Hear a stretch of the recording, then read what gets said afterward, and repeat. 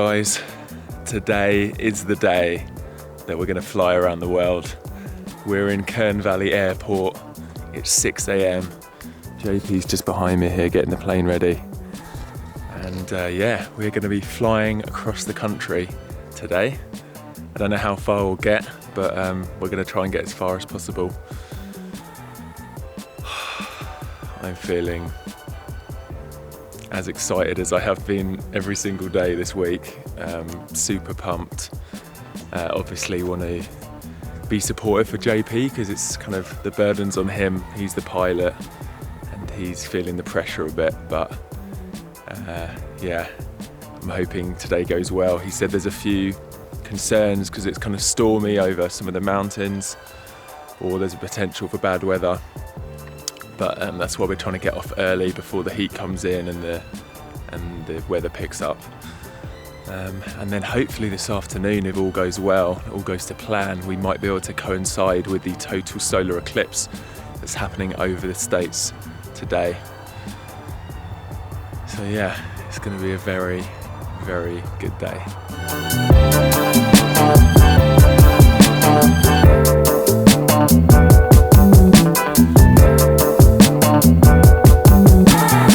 We're ready to go. This is James. He gave us a ride into town last night and offered kindly to come by this morning with some coffee to send us off.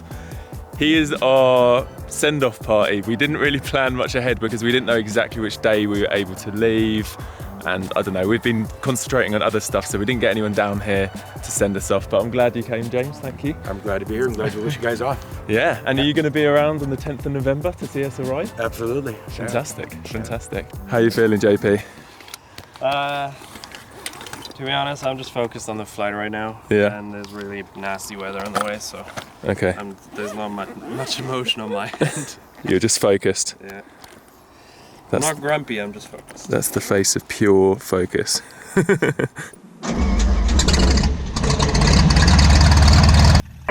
Well, at least it's nice and cool this morning and not like sweltering. Yeah. I think it'll be quite a smooth takeoff. I don't think so with the, well, there's not too much wind, maybe, we'll see. I'm not preparing for it though. Let's do this, Our set. Around the world, baby. Around the world. Around the world.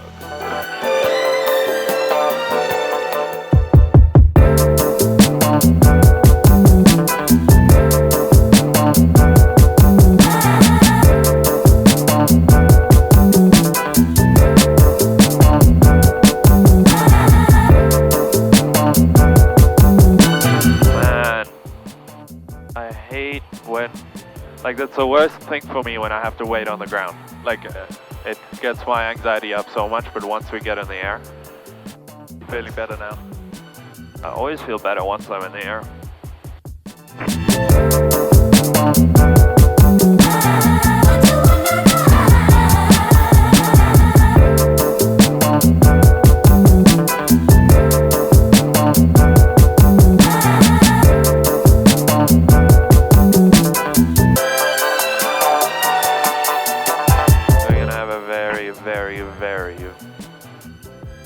Very uncomfortable day.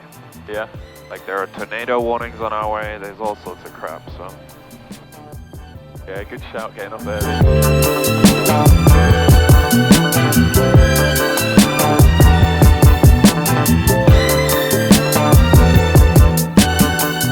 Hey, Yoka in traffic, 210 uniform on a 5-mile final for 02.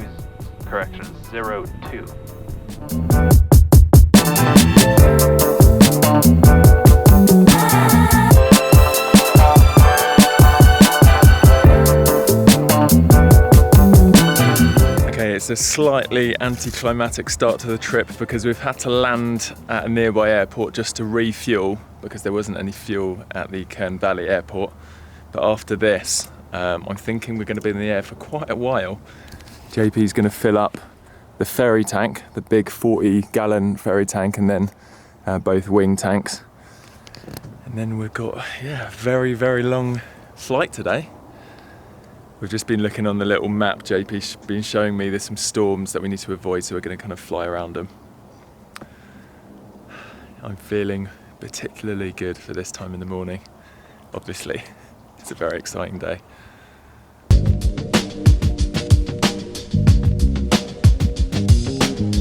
So I'm going to make sure that I use the facilities here before we take off, because there's no toilet on the plane, as you probably are aware.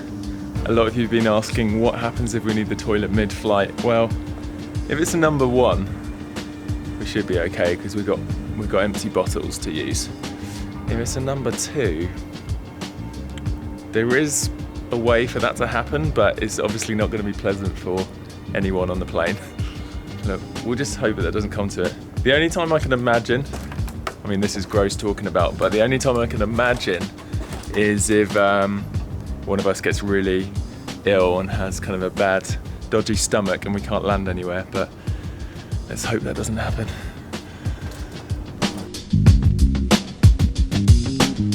So guys, I've got a little timetable here with all the locations and times of the solar eclipse.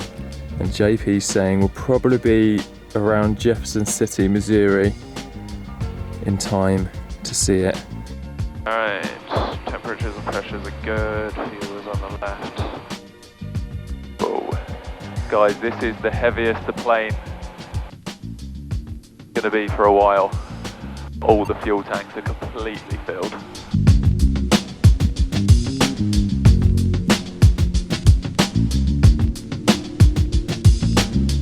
She's doing fine. Yeah.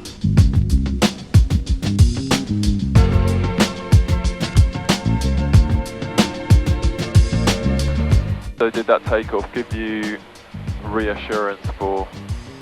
Oh yeah, if we're taking off from sea level, because we had 3,500 density altitude out there.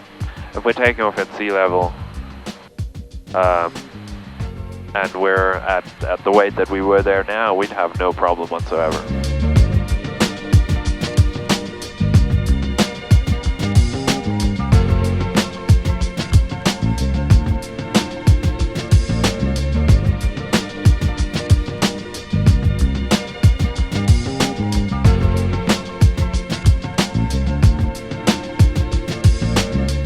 Where are we right now?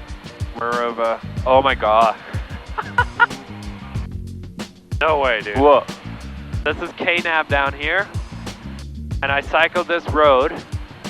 And if we what? No way. That's KNAB Airport. The video on my channel where I talk about living a life of candor. Yeah. Show you right now.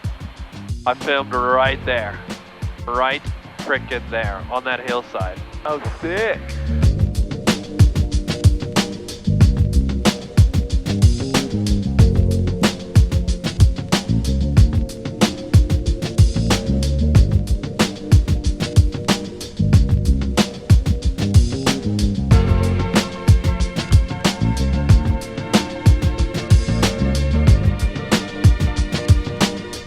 Can't see the eclipse yet.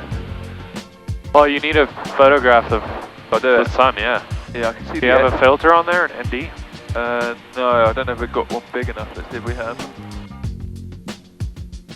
Wow. Who would have thought the eclipse is happening right now?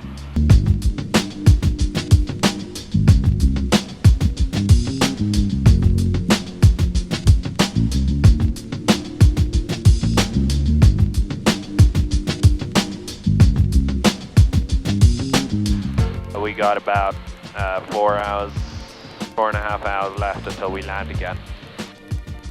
But yeah, I'm pretty, like my excitement level is building, like a little bit. I'm glad. Once we're now en route and stuff. I know it'll plummet again at some point, but it'll also go up. So that's always with my grand adventures. Is it's almost like a bipolar experience because I have these massive highs and massive lows. Yeah. Well, life's always a bit of a roller coaster, isn't it? I know, but these trips tend to be more of that, which is kind of what I love about them too, is you can literally within 10 minutes be completely happy and everything's going great, and then everything can just go wrong. So one of the things we need to be careful of, guys, is one of the signs of altitude hypoxia is like feeling super happy. But I'm kind of feeling super happy anyway, so I don't know whether I'm happy because I'm being starved of oxygen or whether I'm just happy. No, we're not at an altitude where that'll be an issue today, but we might at some point get there.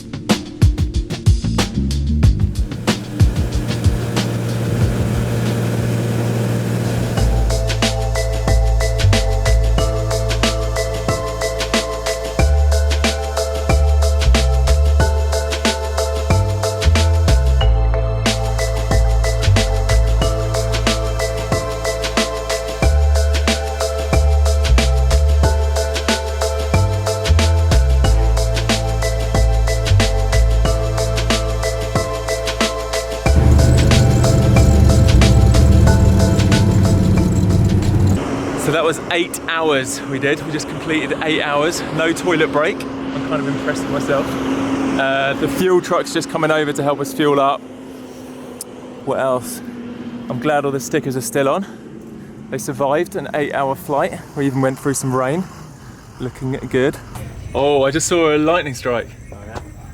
So the plan was we were just going to stop here for fuel and then carry on. But JP, what's going on?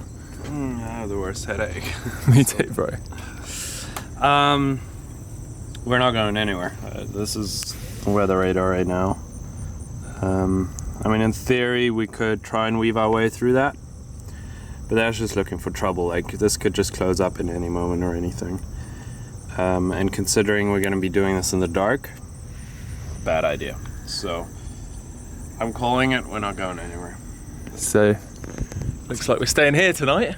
But that's why we have a lot of buffer time in the schedule, is to not be flying when we shouldn't be. When we came in, none of this existed.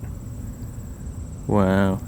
And it just came in. So this is nasty weather. We shouldn't be flying. It'll just be in the early morning tomorrow morning. So the people here have kindly offered to take our plane into their hangar to protect it from the incoming storm.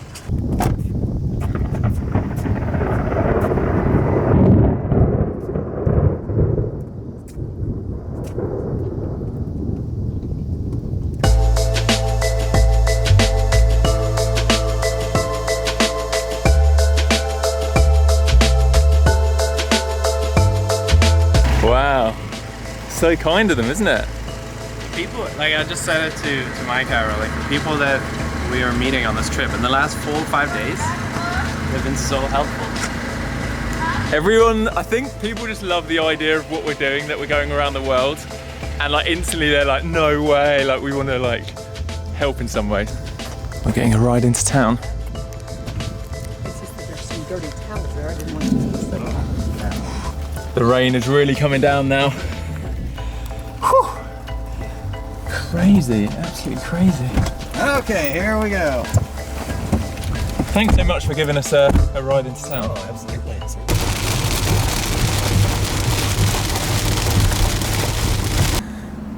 Guys, look how nice our room is. Literally, we were just expecting to stay in a motel. This is quite an upgrade from where we were sleeping last night in a tent. And Oh, I forgot we candlelight. yeah, the kind couple from the airport, managed to get us this room for $75, and it's normally $300 tonight because of the eclipses today and stuff. So, if you're watching, guys, thank you for hooking us up. Right, I'm gonna probably edit for a few more hours and then get some sleep. It's only 11 PM, so still got a bit of time. I think the plan is we're gonna head off first thing and do another kind of mammoth flying day and try and make it all the way to Boston in one go. It's not gonna be as long as we flew today, but it's another long flight. And then who are we meeting in Boston, JP? We're meeting Matt Gothmiller, who some of you might know was the youngest person to have flown around the world. I think it was 2014 that he flew around. He's a good friend, and because this is my first time crossing any ocean really, I thought it would be wise to bring a wise soul on board, and Matt's a cool dude, so yeah, he's gonna join us from tomorrow onwards, hang out with us, and he's gonna help me get used to the whole, I guess, crossing oceans rigmarole. He's got plenty of experience, so. Cool. Right, and I've never met him either, so I'm looking forward to meeting him, and yeah, we're going to be sharing quite a bit of time together in the plane, all of us. Right, I'll catch you guys in the morning, early morning. Peace out, enjoy life, and live the adventure. Boom.